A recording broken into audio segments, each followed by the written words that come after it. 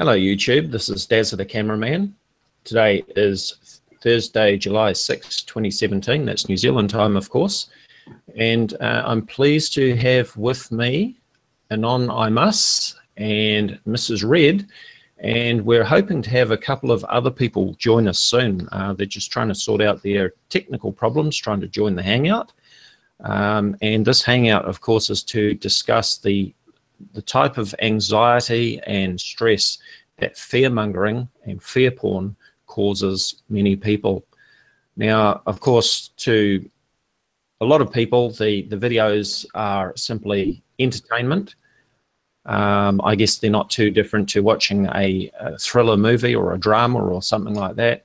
But to some people who are quite anxious and vulnerable, these sort of fear-mongering videos can have quite an effect on them. In fact, some people can become suicidal. Some people have actually committed suicide.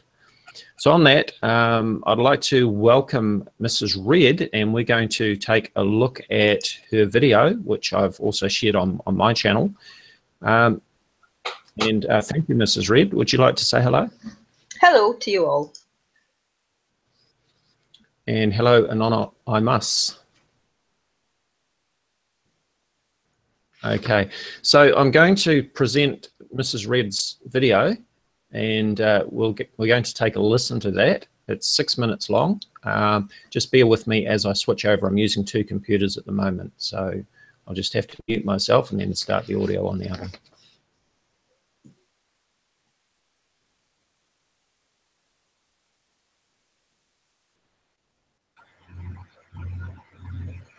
Just let me know if there's a problem with the audio.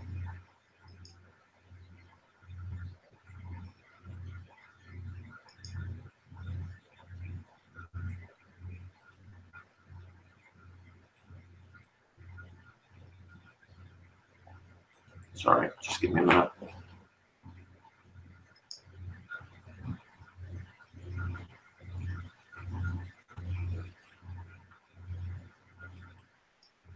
This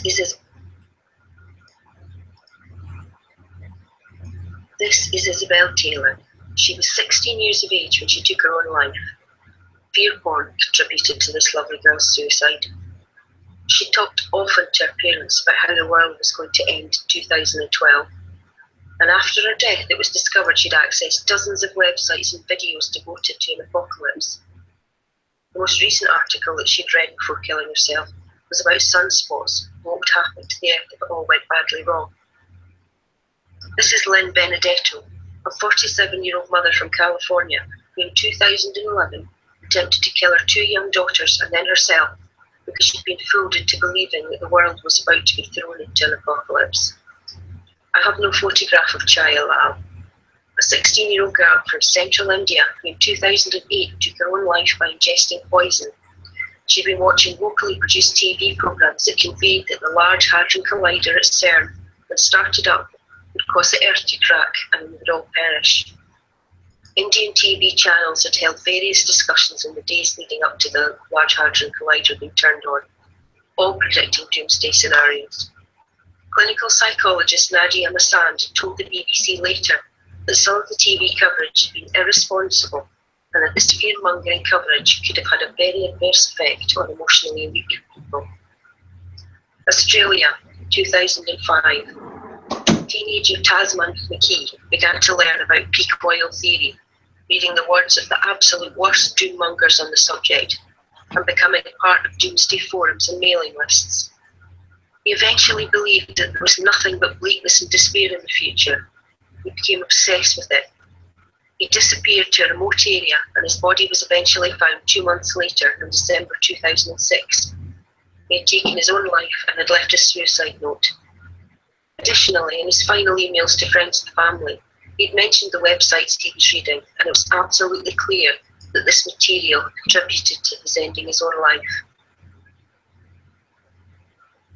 Let's bring it up to date now. This is 15-year-old Ella.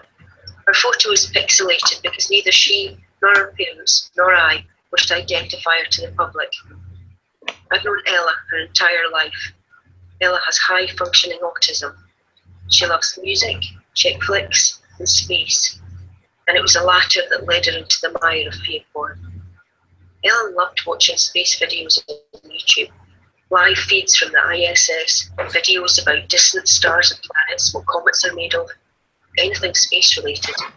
And her parents were happy that she had such an interest. But one day she stumbled upon a video relating to Nibiru and how it was on its way to devastate and destroy our planet.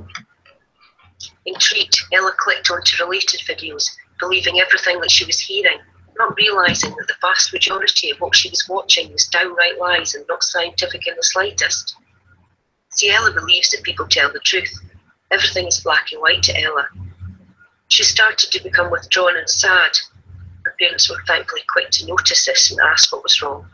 She told them the things she'd seen and heard, explained that the end of the world was coming very soon, and that maybe it would be better if she could just go to sleep and die now because she was scared that when the end came it might hurt, and that she didn't want to see her family suffer. Her parents asked her to show them the YouTube videos she'd been watching, and they were horrified at the material Ella had subjected herself to, and even more horrified that YouTube allowed such absolute lies, fear and brainwashing for profit. Luckily, Ella believes her parents would never allow anything bad to happen to her, and in time, with gentle persuasion and counter-argument, they managed to convince her that it was all fiction, and that she had no reason to be scared or fearful or want to die. Ella's mum sent me an email with links to some of the videos. Let's just say it was the usual suspects, mostly the larger channels, the ones most convincing to the vulnerable. In turn, I emailed her mum some links back to suitable videos that logically showed how wrong and deceitful these fearmongers are. This helped with Ella's recovery. And Ella is far from being alone in being pulled into the Nibiru shithole. I've encountered many sane and sensible adults who were also taken in by these liars and chancers. The now retired David Morrison, senior astrobiologist at NASA, had publicly stated that he'd received a large number of emails and letters from people worried about the world ending. Most often these were young people who couldn't eat, couldn't sleep, some suicidal, all genuinely frightened. He said he'd heard from teenagers considering killing themselves because they don't want to be around when the world ends. I'd heard from women contemplating killing their children and themselves so they wouldn't have to suffer through the end of the world. So, all you purveyors of fear porn out there, how would you feel if it was your child killing themselves or wanting to kill themselves because of all the lies and bad science that people of your ilk spew out? Would you be happy with yourself? Pleased that you'd absolutely managed to convince someone that they should just die because the end was coming soon anyway? Would it make you feel successful and fulfilled? Will you continue to enjoy the blood money you've collected? Does any of this make you sit back, think, take stock of the damage you could be causing? Are you just so full of your own self-importance, loving the drama of it all and enjoying the financial benefits your lies are providing for you, that quite simply you don't give a damn? Morals and responsibility. Not one of you know the meaning of those words.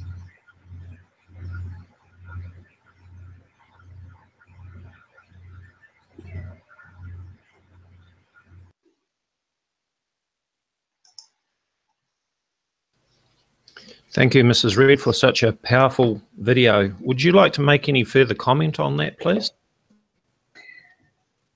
No, I think I said it all in the video. The reason I made the video was because of somebody, a child I knew well, who had been affected by it. I'm happy to say that she is no longer affected. She realises that everything she was watching was just complete and utter rubbish. And hopefully more and more people, as each day goes by, will learn what they're watching is rubbish. Absolutely. And that was a very powerful video, and I thank you for uploading it. And just to be clear, Isabel Taylor, some people have claimed that this is a fake story. I have checked this out thoroughly. Anybody that can do a bit of basic research can check out the story. You can even find the report that was done by the, I'm just trying to think, it's not the coroner, there's another term that they use, who did the report into Isabel's death and the reasons behind it. I also tracked down Isabel's parents. They also did a charity event through a local a wildlife, sort of a mini zoo or wildlife farm, to raise some funds in memory of Isabel. This is a very true story. It is not fake news, and she did hang herself in 2011 because of her fears over the claims being made about the end of the Mayan calendar. And this is the type of fear porn that we're talking about. The whole Nibiru, Planet X, claims of pole shift, catastrophes, earthquakes, volcanic eruptions, and everything that you can think of. And you made some very good points about, you know, what is the motivation for making these sort of fear-mongering videos. And I've openly been very critical of certain channels and their reason for putting out their videos.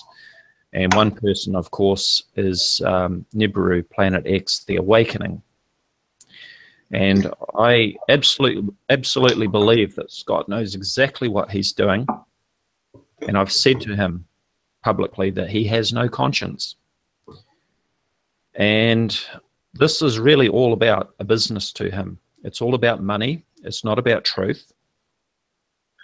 It's all about lining his pockets from his views. And of course, the more incredible sounding his videos, then the more views that he is likely to get.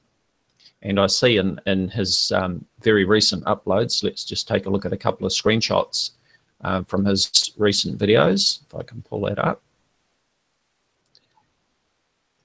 And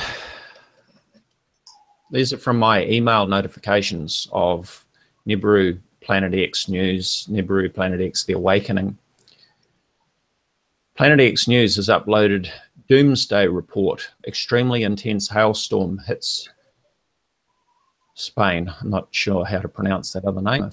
I don't know if you do, Mrs. Red, or Anonymous. Girona, Spain, is it? Yes, Girona, Spain, yeah.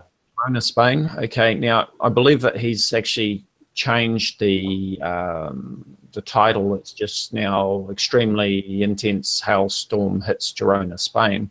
But you can see that in the original upload, he had Doomsday Report on there. You know, let's focus on the doom. As the next one, Doomsday Report, 56 dead, 22 missing as massive floods hit China, 11 million affected. Well, certainly there's some major events happening in the world. Weather has always happened, and I'll be the first one to admit that I believe that the climate is changing, but it's got nothing at all to do with a mythical, non-existent brown dwarf supposedly passing through our solar system. It's got everything to do with climate change, and you know, the whole reasons behind whether it is man-made or cyclical, that's a whole different debate. But the fact is the climate is changing, but it's got nothing to do with Nibiru, Planet X, because there is no brown dwarf or rogue planet passing through our solar system. So this is the sort of fear-mongering, Doomsday Report. You know, let's cash in on the doom. Let's really promote the doom and get everyone watching the videos, because that's what it's all about. You guys have any comments that you want to add to that? I think in a lot of cases, it's not just about money making. I think a lot of it is about attention seeking as well. It's look at me, I have all this fantastic information, crap information, lying information. Yeah, that is certainly part of it. And I believe that if it was an honest attempt at sharing information, and you know, Scott, for one, claims that he doesn't need the money, he tells us, yet he's asking for donations and so forth for the physicists and all the rest of it. He claims that he had a very successful career in advertising and so forth. I suspect he was probably the paper delivery boy. But, you know, if the money isn't important to him, then he could simply stop monetizing his videos and stop asking for donations, because that seems to be his motivating factor. Now, of course, people criticize me because my videos are monetized as well, and I do have a PayPal link as well. But I have no problem with people doing honest work and receiving money for honest work. You know, if you want to make honest videos about real things, then you deserve to receive some income, some you know, some reward for your honest efforts. But if you're turning out bullshit and fear-mongering and so on, I don't believe that that is deserving of any reward at all. So what were you going to say? I totally agree. Anonymous? He does with what. Yep. Okay. No, I totally agree there with what you're saying. And, you know, Mrs. Rowe, I just want to say that was a great video that you had put out there. Thank you. It's really sad to see the likes of Planet X, The Awakening, and Dr. Alberts. They really don't have a conscience, you know, on putting out the lies and shit that they are spreading. Yes, and it is, and it's purely for money.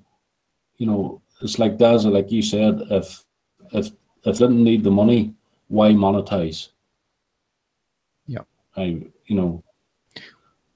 totally agree with, you know, what you're saying. You know, it is all to do with money. Yeah. And now, not only has he monetized his videos, his channel, he didn't stop there, but he's also made multiple channels and also monetized those. Now, why would he do that? There is only one reason that I can think of that he would do that, and that is to try and cash in even more by having more channels and spreading the same videos over multiple channels so that he has a multiple income source. If he was really honest and sincere about this, I'm sure he would just have the one channel that he would focus his attention on. Exactly. Yeah, completely agree. Now, we had... It's called... Go ahead. Sorry, Dazza. I was just saying there, it's called greed. Yes, it is. It is greed. Now, we had hoped to have a couple of other people at least joining us in the Hangout. Now, one has not been able to join because of his browser problems. Another one was supposed to have joined us, but I don't know what's happened to him. Probably a problem with the time zones, which always causes confusion. And we had another person that was going to join us, but unfortunately it's way after midnight, and she's got young children and had to get to bed. She has an early start tomorrow, but she has sent a written statement, and she wants to keep her name confidential, so we're going to respect that. But I'll read this written statement that she has sent. Before I do that, I'm just going to stop presenting there.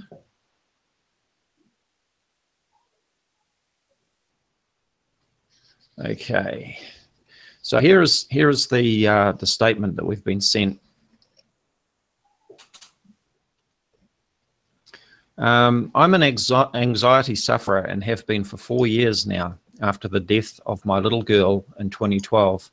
I came across the whole doomsday scenario in 2012 after losing her. I was left alone after losing my child and still to this day have never grieved. I suffer severely with anxiety over the unknown and have many of times tried to take overdoses after seeing articles of asteroids supposedly hitting on such dates, etc. And I'm actually a mother to a 3-year-old and a newborn. A little boy doesn't have the life a normal 3-year-old toddler is meant to have due to my anxieties. I only have to walk outside, and if I hear an unusual sound, I'm straight back into the house.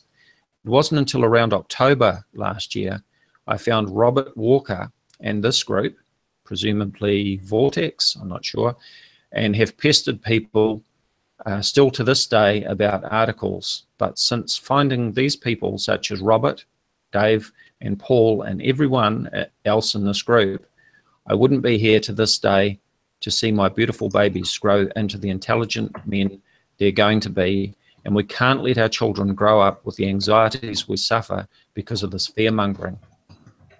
I have gained some knowledge about not taking everything I see seriously, even if they're scientists, because I've recently found that even scientists have a specific way of talking about things. My advice is to not take everything you see seriously, do your own research, and even ask if possible. We can't let this go any longer, especially for our future generations. Stay safe, people, and love to you all. And she goes on to say, thank you so much to everyone who have helped me in somewhat overcome my fears every day. Every day I'm getting better, and that's all thanks to this group, and especially Robert Walker.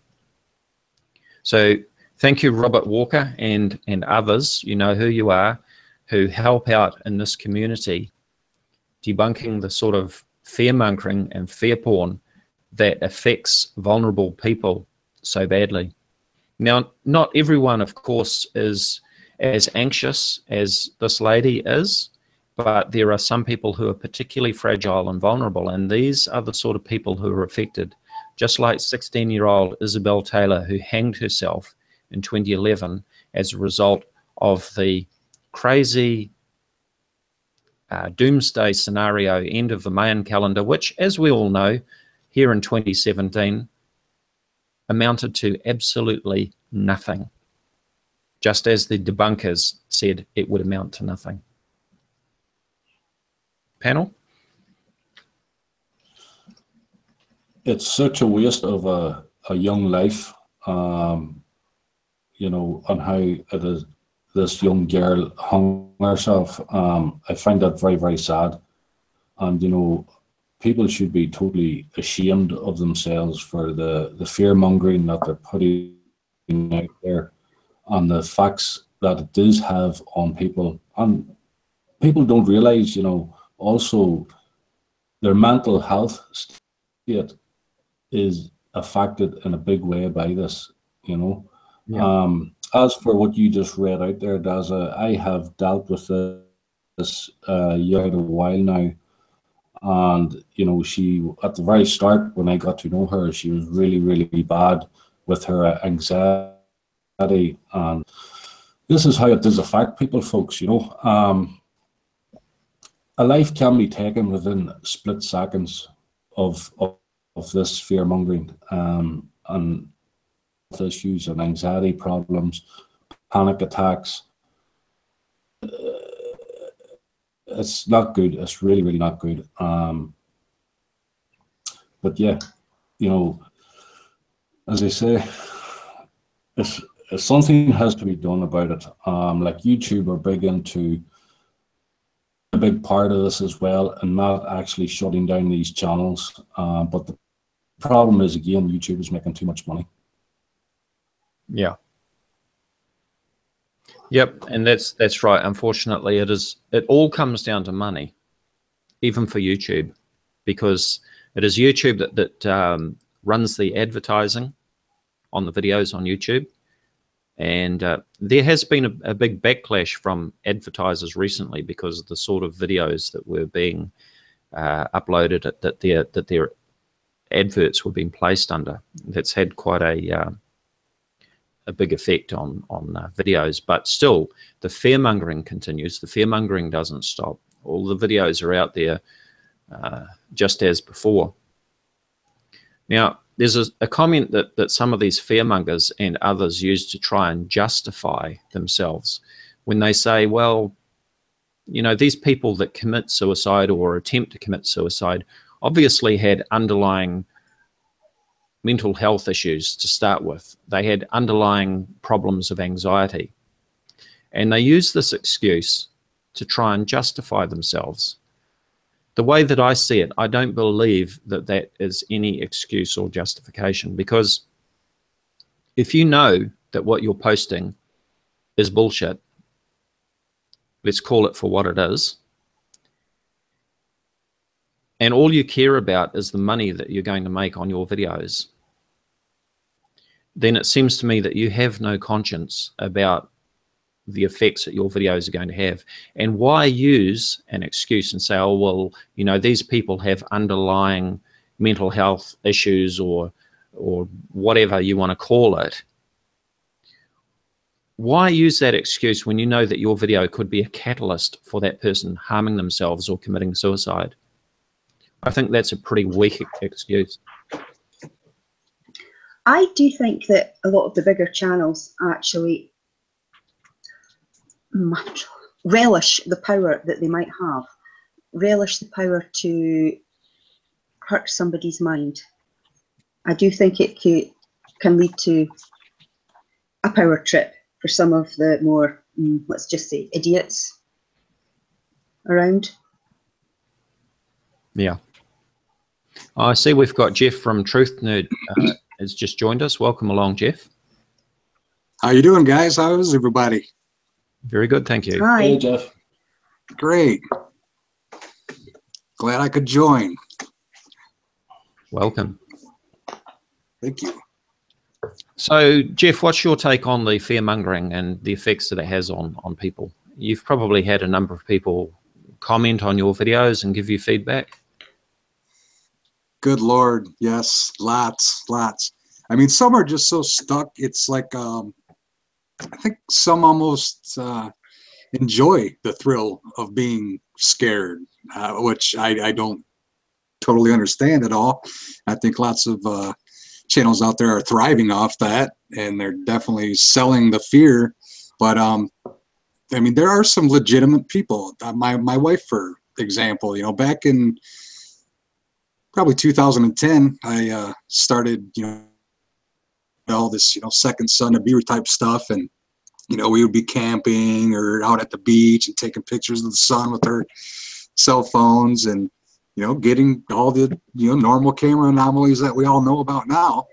And I would say a couple of years into it, it really started, you know, she already deals with anxiety, and I think it was making it worse until I you know, I found, you know, channels like Astronomy Live and Dazzathecameraman and people like that, and kind of, I mean, I guess after a little while I was already, you know, I was waking up to the fact that, you know, when you think about this with reason, you know, why isn't the average person, you know, talking about two suns in the sky and planets in the clouds and all this other stuff? And I, you know, I'm a fairly intelligent person, and I think after a little while it kind of, you know, set in that, you know, it's all just BS. But I mean, to people that aren't level-headed and are not reasonable, I mean, they can make something out of nothing, and you know, channels like WSO and Nibiru 2016 and Matt Rogers and Chris Potter and all these guys, I mean, they're living off that. They're selling it to people, and it's just not right. And every time you try to bring up something about someone committing suicide or suffering from depression or something, you know, all these people that push this stuff, they just, oh, that's BS, that didn't happen, this didn't happen. But it's because, like you said, Daz, it's affecting their pocketbook, it's affecting their money stream, and it's just wrong. That's the whole reason I got into doing any of the debunking stuff, and is just, it's wrong to lie to people and to push things that, you know, aren't real. It's a bunch of crap, and I don't go for it. So that's my take. People who come across these websites and YouTube videos and have never heard of Planet X before, or these brown dwarfs, you know, orbiting the sun, these people, you know, they find one video and then they get intrigued by it, and then, you know, they keep searching and searching and searching. The more addicted they become to searching for these videos and looking for the truth to what's going on, and then anxiety and fear and panic starts to set in, and this is how it all starts. Yeah, you're right. It does become addicting. I found myself, you know, spending lots of time every day watching videos of all this. It's almost a godsend that I got sent out into the field, because I was like, I was even being sucked in, you know, from both sides, the truther community side and the fear porn side, because you have to watch the fear porn stuff to keep up, you know, with what's going on that side, to be able to make videos on the truther side. And You know, I'm not working in the office now. I'm kind of out in the field, and I don't get quite as much time to investigate this stuff anymore. But it can easily suck you in, and it's, you know, and they prey off the gullible people. Scott Cohen's the worst for it. You know how to manipulate people, you know. Yep. But it becomes like a drug. You need to feed the habit more and more than you do, the more you are stressing yourself out, the more you're putting the pressures on your mental health. It's crazy, and people like this really just don't have a conscience. They really don't. I have actually talked to people quite recently whose marriages are on the verge of breaking down because their partner is not believing this brown dwarf stroke Nibiru stroke pole shift apocalyptic nonsense. You know, and this lady's husband was just ready to leave because he just couldn't take any more of it. So, you know, it's not just suicides. It's breaking up relationships as well, family ties. Absolutely. And then they get looked at like there's some kind of wacko on top of it all. Yeah, definitely. Yeah, it's crazy. I'm just going to share my screen again. This might take a few people back to, when was it? October 2016. I posted a count up timer. Time since Nibiru Planet X 2016, this is Scott Cohn, of course, pushed the panic button. And this is quite from a while October. ago. Yeah, October 18th, 2016. We're now into July 2017. So it's been 8 months, 2 weeks, 3 days, 20 hours and 31 minutes since Scott pushed the panic button and posted this video claiming all sorts of catastrophes were about to go down. And of course, that's when his channel name was called Nibiru Planet X 2016. That's so last year. And of course, hey, he we're had still to change. here. Yeah, and of course he had to change his channel name. He probably kicked himself for ever calling it Nibiru Planet X 2016 because he had having to update it every year. And of course I did a hangout with Michael from Nibiru News, someone'sbones.com, and we heard that the supposed Dr. Shimshak, Dr. Sumshmak, had claimed that Nibiru is not going to be here now, he says, until 2055. So I just had visions of Scott renaming his channel if he was still alive. Yeah. Hello, ladies and gentlemen. This is Scott from Nibiru Planet X 2055 with the latest updates on Nibiru. I mean, this has been going on really since 2003. When Nancy Leader announced that Planet X was about to arrive. And she advised her followers back in 2003 that they should euthanize their pets and save their pets from, you know, all the disaster, the catastrophe that was supposed to happen in 2003. She actually killed 2 of her pet dogs. And I hate to think how many of her followers might have followed her lead and also killed their pets like she did. Well, here we are in 2017, 14 years later, and we're still waiting for Nibiru to arrive year after year after year. I've been debunking Nibiru now for at least 5 years, I think 6 years now. Still waiting. Yeah, it's and no doubt the slowest moving. Sorry, Dazza. Yeah, go ahead, Paul. I was just going to say there, it was the slowest moving planet I've ever seen. It is. You know, if we think back to the comets, all the hysteria over Comet Alanin, and then Comet Ison. Yeah. Remember, I think it took about 10 months from when they were first discovered until they got to their closest approach to the sun. Now, they're tiny little comets, of course, with a diameter of just a few miles. Something like Nibiru is supposed to be, you know, a brown dwarf larger than Jupiter.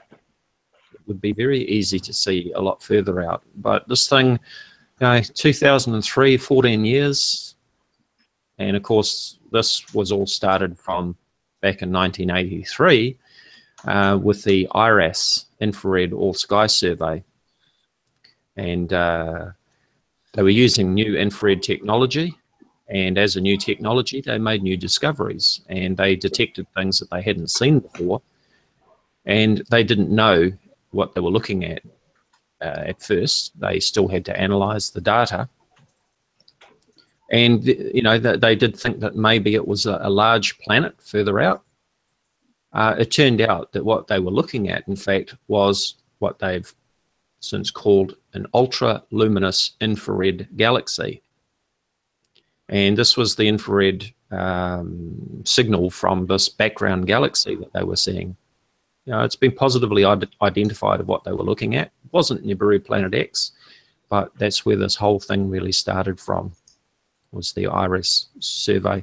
There's a very good breakdown of the history of it on the Bad Astronomers blog, Bad Astronomy.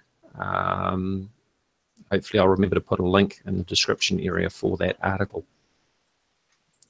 Panel? So which comet is Nibiru this week, according to Igor? Well, according to Igor, it's Comet Catalina US10.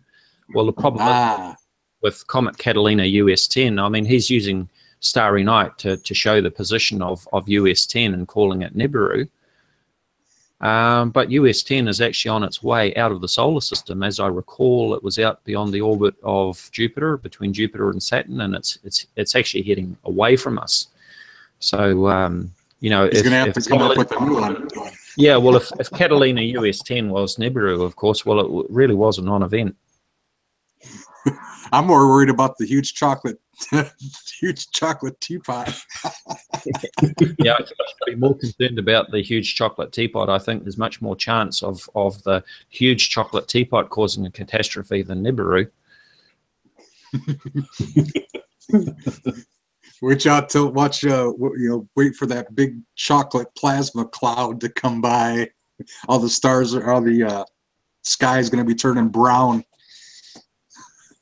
Well, I really should post an update on the huge chocolate teapot and its position. I've been sent some classified information from a NASA whistleblower, a Dr. William Wonka. Very good. He's got the latest information on the huge chocolate teapot. I think I've spoken with his assistant, Professor Hershey. Yeah. Oh. So the fear-mongering really does have a price. It comes at a price. Some people are lining their pockets from it, but to other people it is very serious, and it can even cost them the ultimate price, being their life, of course, as we've seen.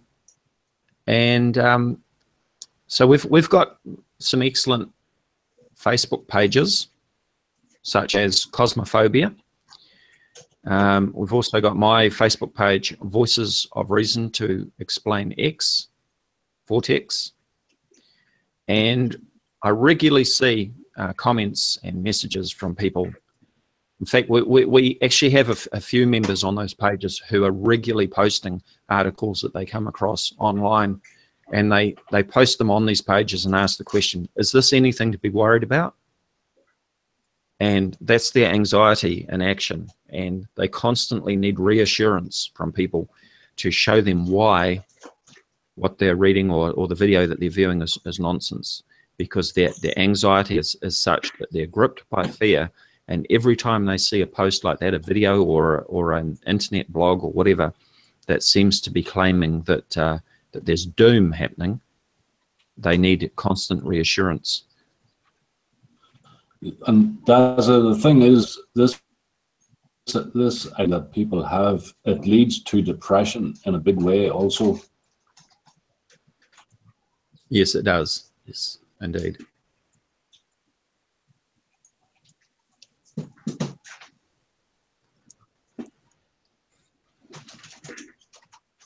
Yeah, I see that a lot in a lot of the groups.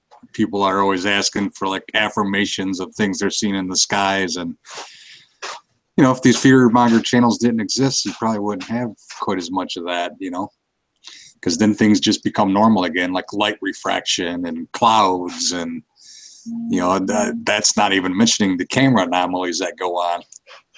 People don't understand how cameras work at all, and the reflections and the flares and the things that happen, and that all adds to it, because people see that people don't understand that, and then they just push it even, you know, even more. WSO is big culprit as far as that stuff goes.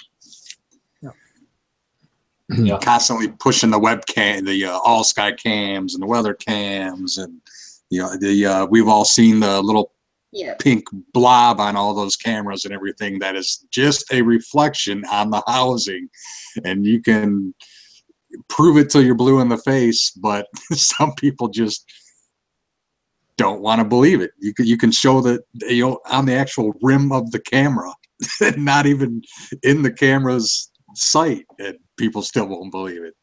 It's just unbelievable how fear takes over, and you know, that's the whole pareidolia. It just, people see what they want to see. Yeah, absolutely. And yeah, it's sickening, you know. With the number of videos that we've all uploaded on our different channels looking at these claims over the years, I don't think there's probably much that hasn't been debunked. What we see is the same old fear-mongering nonsense, like the all-sky cameras constantly being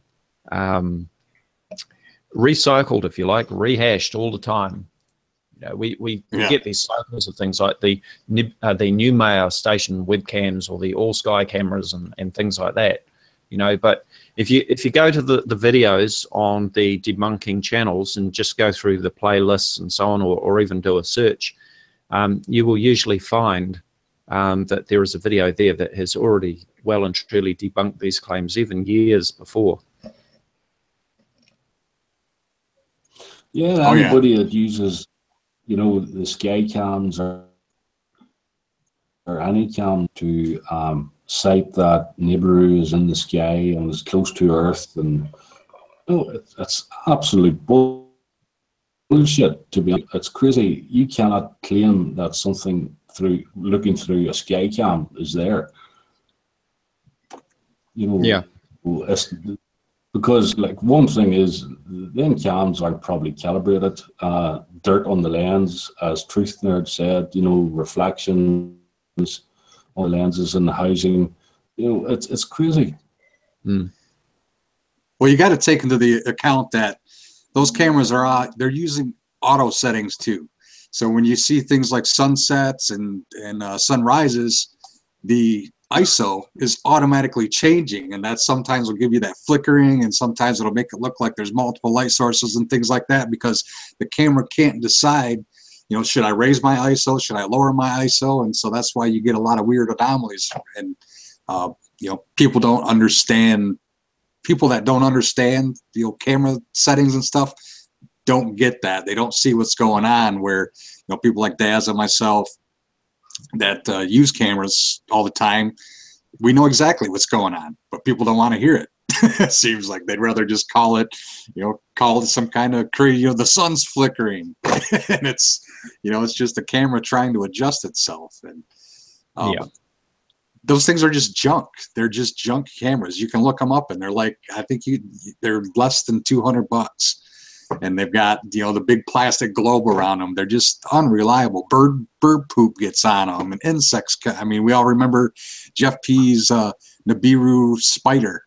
You know, they're just not reliable sources. And anybody, like Paul said, anybody that wants to cite those as reliable sources is just, they're just using another gimmick. Yeah, exactly. Mm-hmm. You know, most people using their cameras, of course, tend to just use the auto setting, as you mentioned, Jeff, and they don't really understand the manual settings, such as the ISO, the sensitivity to light, you know, exposure time, all that sort of thing that affects the exposure, the focus, all that. They just think, you know, you point the camera and it sees what you're looking at. Well, it's not always that simple. No, absolutely not.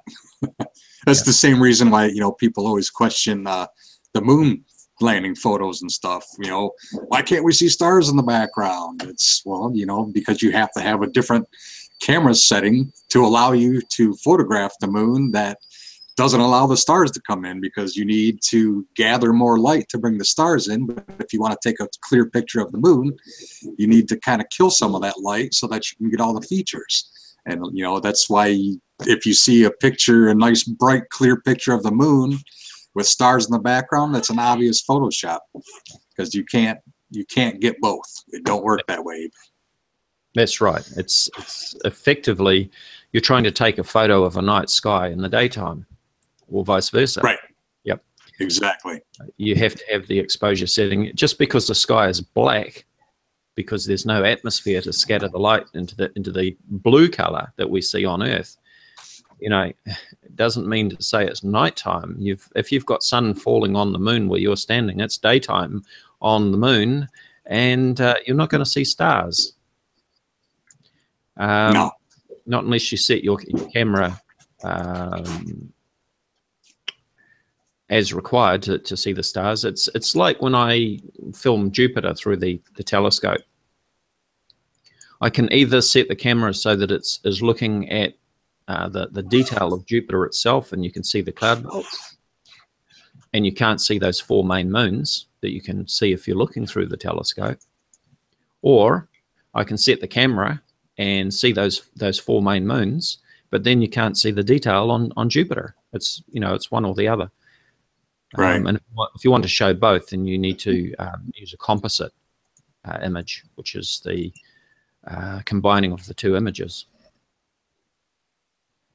Exactly. And now the newest one that I've gotten, some of the I have an objective solar filter, aka a beta filter, that I made myself for like $10. Anybody can make one. And so I've been taking pictures of the sun over the past few months. And so now the new one is oh, well, you've got your camera turned down so dark, that's why Nibiru doesn't show up. So it's just like you can't win for losing. You try to give them an objective picture of the sun, just showing the nice, because you see so many times that people are, oh, the sun is misshaped and it's brighter than I've ever seen it, and it's, you know, a different color and all this stuff, and so you try to give them a nice objective picture of the sun with all that flare and all that glare out of there, and that's the new one I'm getting now. Is, well, I've turned my settings down so low that you can no longer see Nibiru in the picture. That's just crazy. I try. I really try. Yeah. Now, there's a total solar eclipse in the US on August 21st, next month. We're into July now. So the sun is going to be blocked out by the moon if you're in that central path of the shadow of the moon. And somebody sent me an interesting message a day or two ago saying that we were going to see Nibiru during the eclipse. Well, I remember being involved in a live broadcast for a total solar eclipse back in, I think it was 2012. And we were teamed up with SLU, who provided our video feed from the observatory. I was responsible for setting up the camera and the video feed for SLU.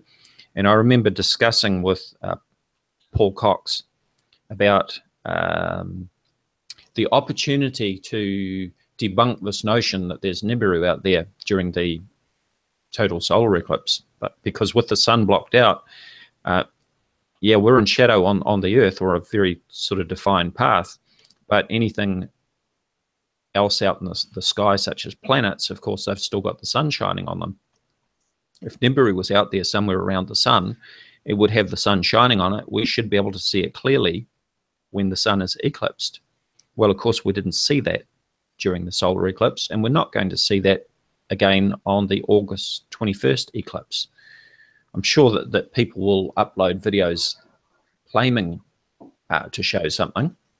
And this leads me to the other point, that if there really was something out there that these people claim to show in their videos and their photos, then you've got millions of people on the same side of the planet who can see the sun or the moon or the sky, wherever they're looking at that same point in time. Here we see some interesting things that people claim as Nibiru, such as sundogs, internal camera reflections, even Venus. But if there was something that was truly out of place, as I say, you would have millions of people, including thousands of amateur astronomers and astrophotographers and general sky watchers who are very familiar with the sky, who would be in an uproar about it. And the internet and YouTube would be flooded with matching images, all correlating the same sighting. But we never see that. Thing is, you know, if something like that were real, we wouldn't be here. Absolutely. It's plain and simple as that. And another thing I just want to mention here also, like Dr. Albers is claiming that there's 5 brown dwarfs orbiting the sun. Let me say this, there's definitely not 5 brown dwarfs in the orbit of the sun. Absolutely disgusting claims. Yeah. Valid claims at all, because if there was, we wouldn't be here talking about it, and the sun wouldn't be in the orbit. It would be either one of the brown dwarfs would crash into it, that off into space, and all the planets, all their orbits would be everywhere. Yeah, all the orbits would be all over. Yep. Yeah, we would not be here, plain and simple. I've been thinking about the recent developments with Dr. Albers, Dr. Claudia Albers, and I wonder if she's actually stopped to consider what she has actually done to her career, because she, as a, what does she claim that she is, a theoretical physicist? Theoretical particle physicist. Right. So I think that she's absolutely destroyed her career now, because I think anybody looking to hiring her as a theoretical particle physicist or anything along those lines will be looking at her history. And of course, once something's online on the net, it's pretty much there forever. And they're going to see all this nonsense that she's been posting about brown dwarfs within our solar system, brown dwarfs next to the sun, and all these ridiculous claims that she's been making. They're going to take one look at that and say, no way. And her career is down the toilet. What do you guys think her agenda is? I think it's Scott. I think Scott has promised her fame and fortune. That's the only thing I can possibly imagine. Because I don't get it. Why, if you've had a successful career being a physicist, being a teacher, doing something, I would assume she enjoys doing it. I mean, you typically don't do something for 15 years or whatever if you don't at least like it a little bit. No. I can't imagine why she would want to give that up unless someone was promise fame and fortune, or maybe a movie or magazine cover or something. Is she completely blind to his behavior towards people that don't agree with him? Is she aware of his background? It just all seems very bizarre. That's the part that gets me, Mrs. RD, is she has to know, right? I mean, she's got to be. She has to know, yeah. She's obviously somewhat of an intelligent person. I mean, you can't say she's not. She knows all the terminology. She seems studied, all that kind of stuff. I mean, so you can't say the woman's a dummy, because she's not. She's had to at least seen one of our videos. I mean, how could she sit here and listen to Scott call out Dazza and call out Truth Nerd and call out, Troll and all these, and not at least, get a little bit inquisitive and want to go watch a few of these videos? And she's had to see the bullying and the cursing and the threats and all this stuff. Of course. How do you sit back and just be okay with that? That's the part I don't understand either. Any sane person wouldn't. No.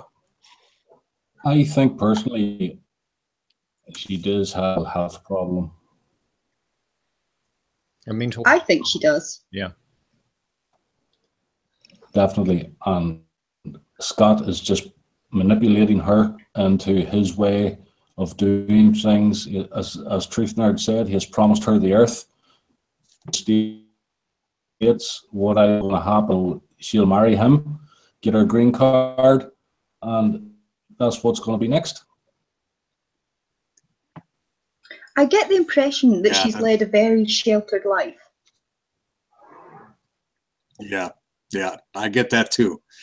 Even the whole if you guys recall, what was it, maybe 6-8 weeks back or something, when she took her plane ride and she was talking about how the Yes. sun was looked up there and everything. To me, it almost sounded like she'd never even been on a plane before. If anybody that has been listening to her speaking in the last couple of hangouts this past few days, if you've listened carefully enough, you will hear her voice trembling. She has been trembling a lot, and she is lying. Yeah, I've noticed Her that. body language says she's lying. Yeah. But when she was on the hangout, but now she's starting to tremble. And we know she's lying.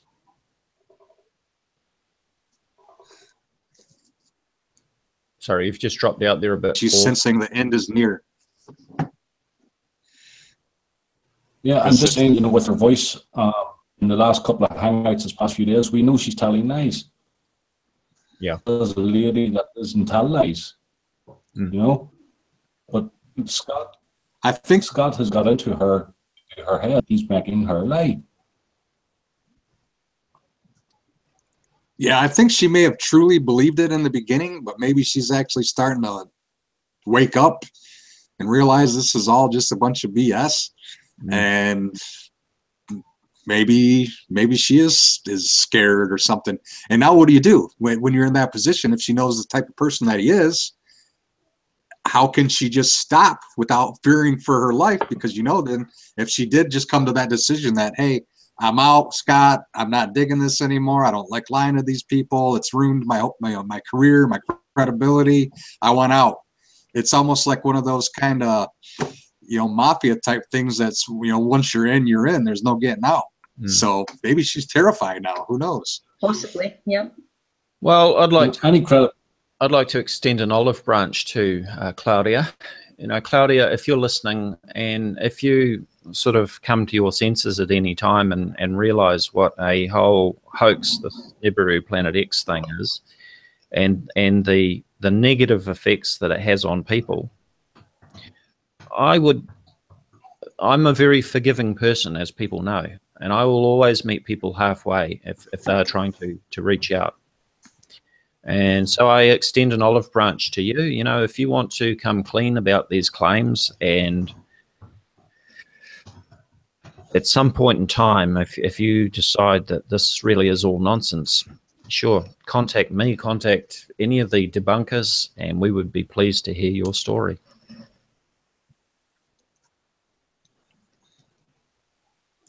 Yeah, exactly. I will also say the same thing. I have invited them to my hangout tomorrow night. Also, Scott has said will debate any place, any time, anywhere. So I am offering Dr. Albers to come over to my hangout tomorrow night and let's have a debate on their latest claims of what is going on in the solar system. I will be very clear. I will give them the chances to speak and not interrupt. And I will look forward to seeing them tomorrow night. All right, thank you, Paul. I just want to go back to a comment that Stephen made in the chat. Just trying to find it again now. He made the point that, isn't it amazing how these groundbreaking discoveries, I'm just trying to find the original, it's disappeared up the thread now. These discoveries have been made by armchair YouTubers. Very good point. You know, you've got Scott from Nibiru Planet X supposedly showing Nibiru next to the sun and all this. It's always these YouTubers like WSO or Jeff P and different ones, you know. And you've got serious astrophotographers, you've got serious amateur astronomers with, you know, very good equipment, including infrared cameras. You know, Astronomy Live has a dedicated infrared camera, and yet he has never found Nibiru in any of his images.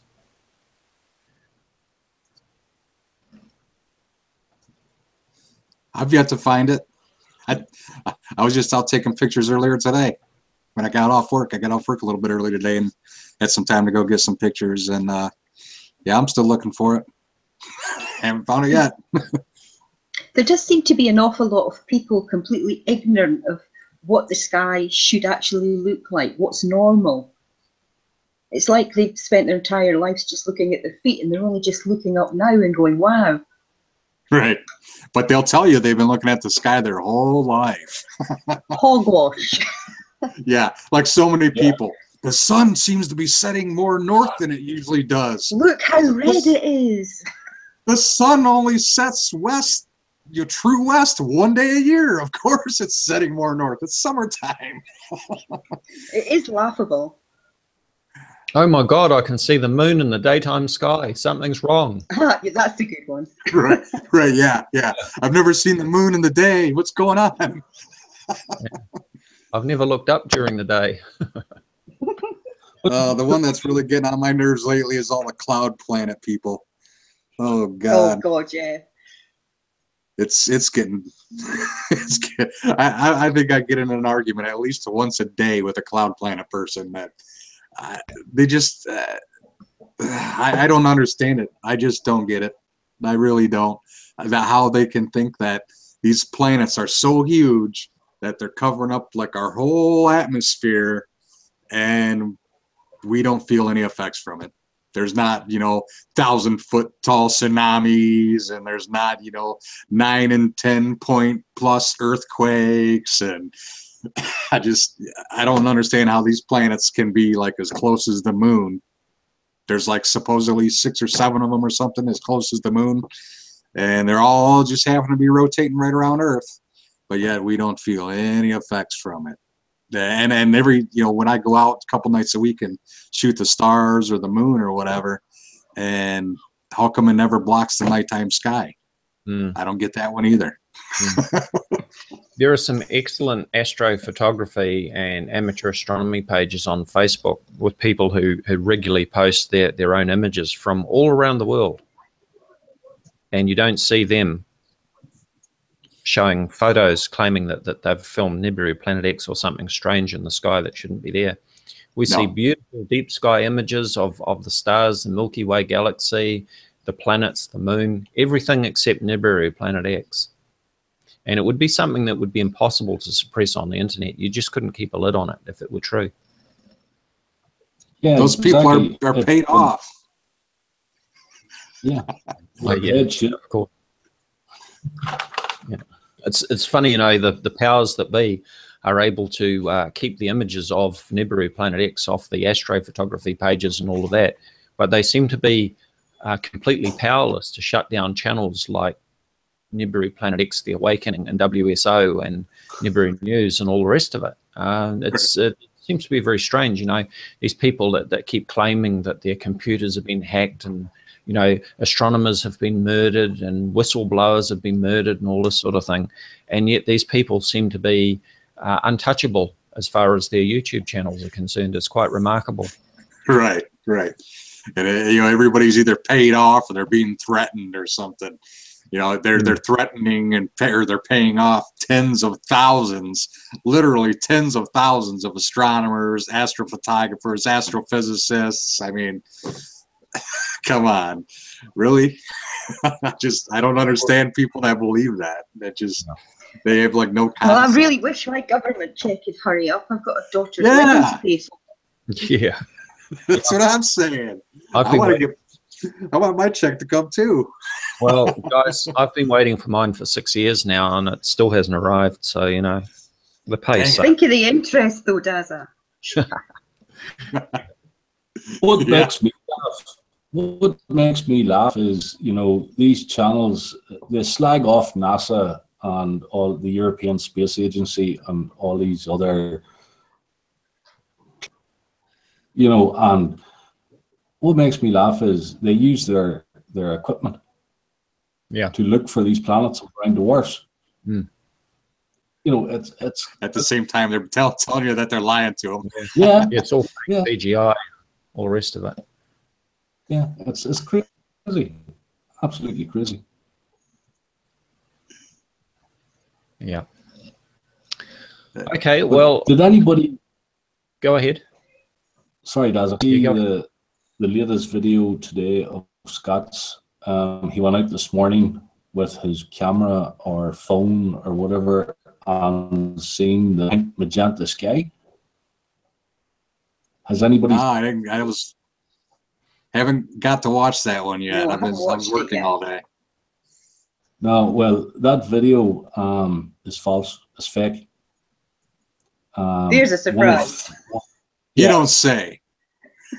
One of the, if you look in the chat or down the chat, one of the people there has actually seen that video posted elsewhere, and Scott has just been talking over it as if he was outside. Yeah, Right.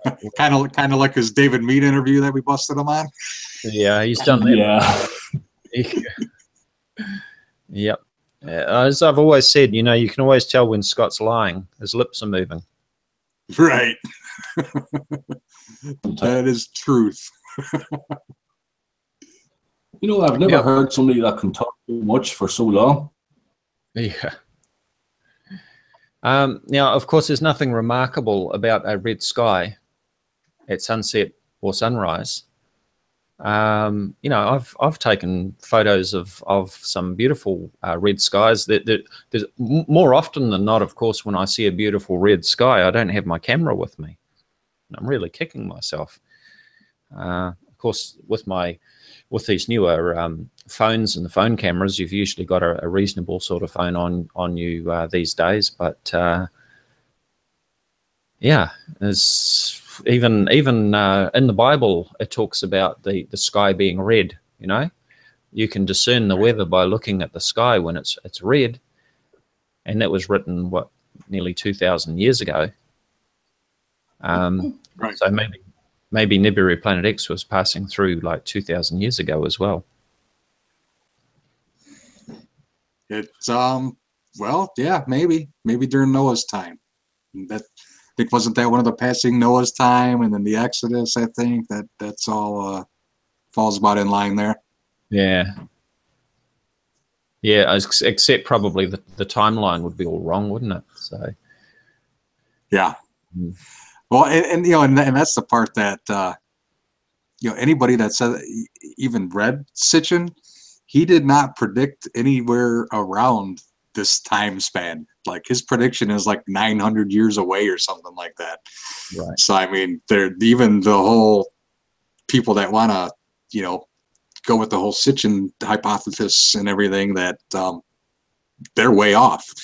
It wasn't ever predicted around the early 2000s. We're still like hundreds of years away from this thing if it really were to exist. Right. Now, it was Sitchin that talked about the Anunnaki, wasn't it? Correct. Yeah. Now, so if anybody who listened to my interview with Michael from Nibiru News, someone'sbones.com, we played a clip listening to Dr. Sumschmuck, what's his name? Shishmuck. Shimschuk. Yeah, I've got Sumschmuck on my brain now. But even he, you know, initially he said that Nibiru was going to be very visible by January 12th, 2017. And then he said it was going to be visible by late 2017. And then he came back and said, well, obviously it wasn't visible by January of 2017. So they had to go back and you know, check the data. And they came up with this new calculation that Nibiru would be arriving in 2055, which is 38 years from now. Oh, Ooh, and man. the point I was going to make about Sitchin and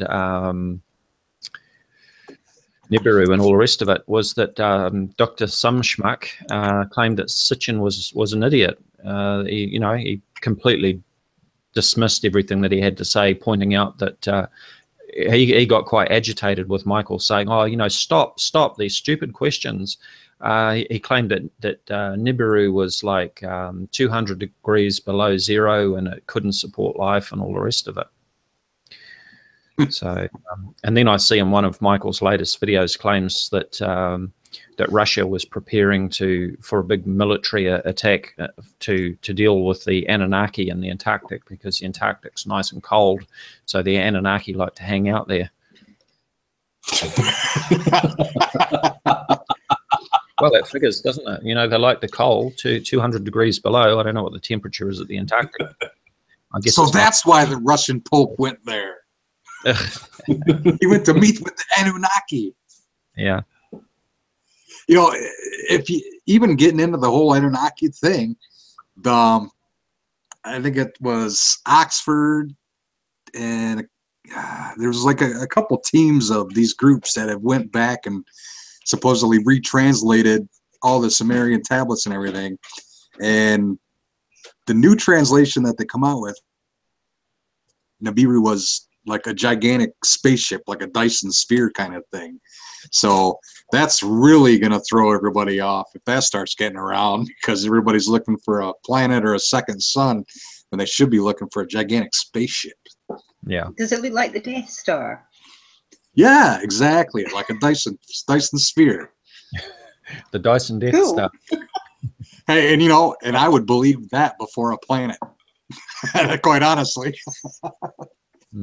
Truth nerd, does it run in Duracell batteries like Nibiru? It's I think you got to spell it backwards.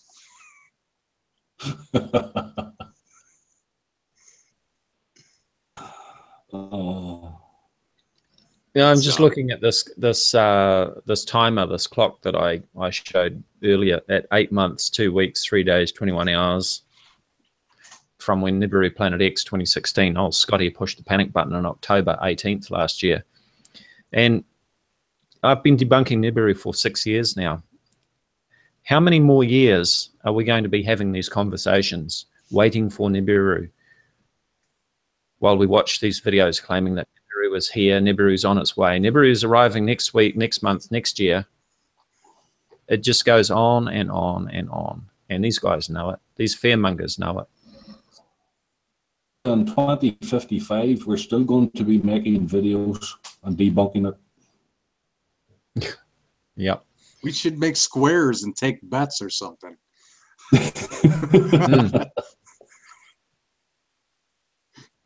Or give it an over-under.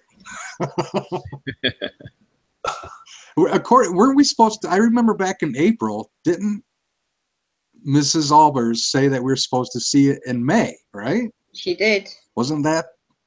So Yep. my birthday went by, my anniversary went by, Memorial Day, 4th of July. We still no sign of it. Something's wrong there. Yeah, it was in the orbit of Mars. Wow. Yeah. It gets around because now it's next to Saturn. Yep, I was just going to do that. Going back out. Yeah. So it's swung from somewhere around the sun to out to Saturn in just hours, apparently. Missed it by that much. Yep. And apparently nobody's seen it, only them. Well, because we're not awake.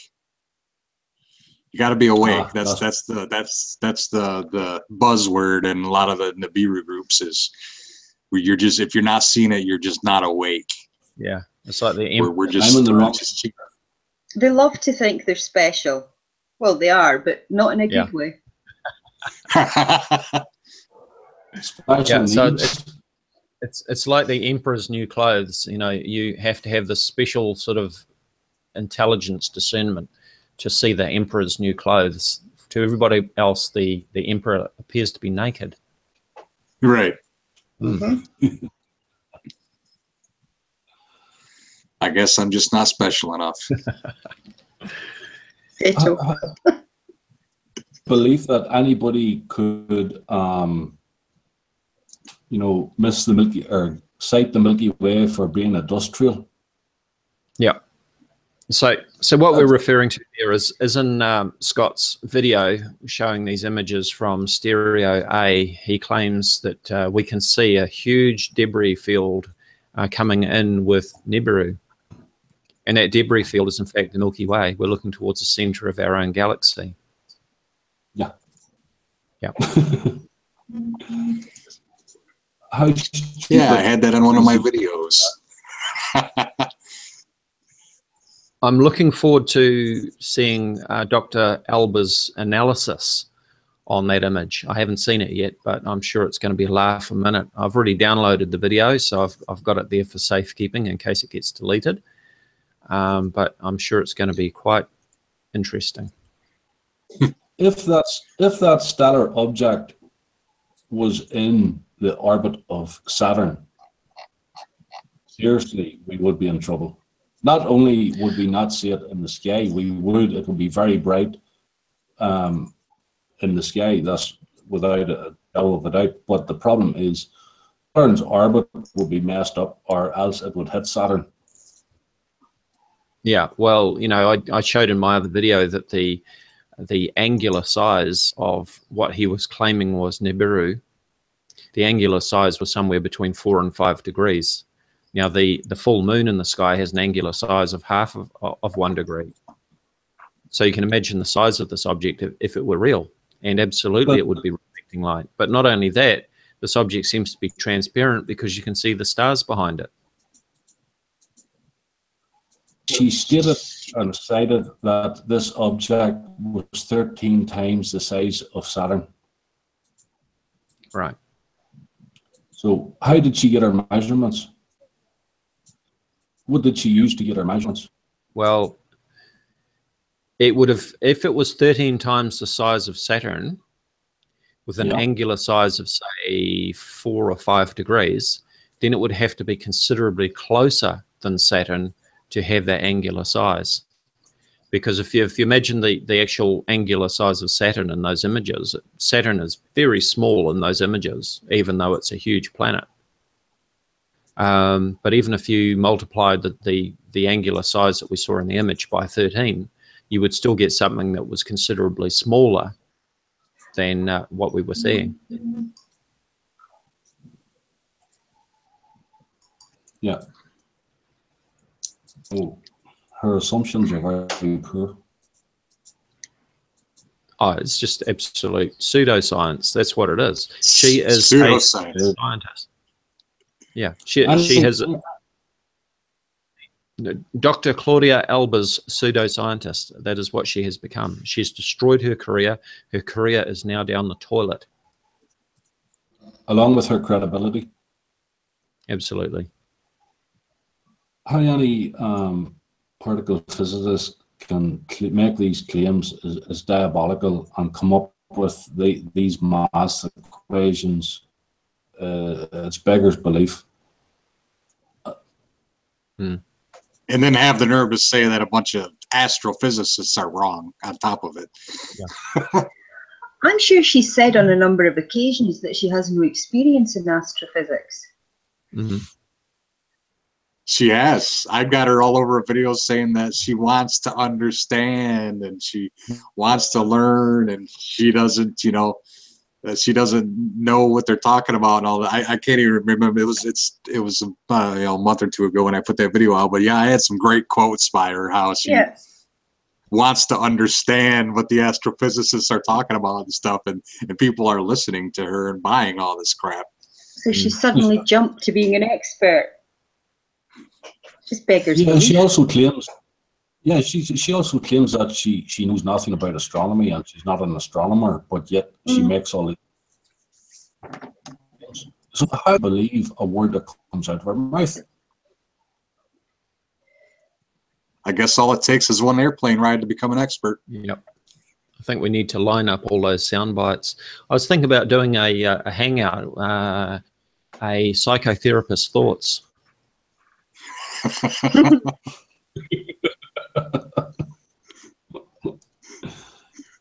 Can we bring Chris Potter in? Yeah. Well, that would just be a psycho's thoughts.